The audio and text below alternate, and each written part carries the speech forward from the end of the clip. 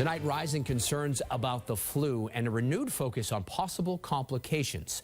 A seemingly healthy 26-year-old woman from Milwaukee died from sepsis.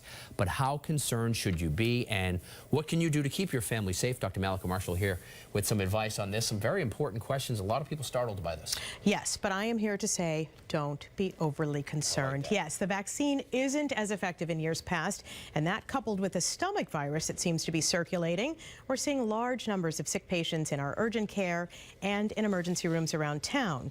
Now, most people who get the flu will recover just fine. It's about a week of headache and body aches and fever.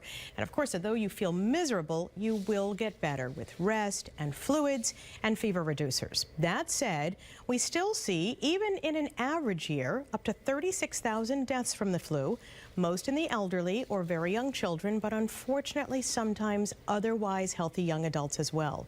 That's because complications can include pneumonia, inflammation of the heart, dehydration. We also talked about sepsis. So if you have flu-like symptoms and asthma or heart disease or a serious medical condition, please call your doctor right away. They may tell you to come in, or they may actually prescribe an antiviral medication over the phone. So we're not saying that everybody needs to jump up and run to their doctor, but certainly check in and see what you need to do. It's interesting that you mentioned that, because a flu-ish type thing hit our house this week, but you never quite know, is this the flu? Do I need to call a doctor, or do I just wait it out? What are the symptoms you have to look for? So here's general advice. If you are having trouble keeping fluids down and you're having recurrent vomiting, if you're having a high fever with those shaking chills, if you develop difficulty breathing or chest pain or abdominal pain, anything that's sort of out of the ordinary, don't just sit and say, it's just the flu, I'm going to get better.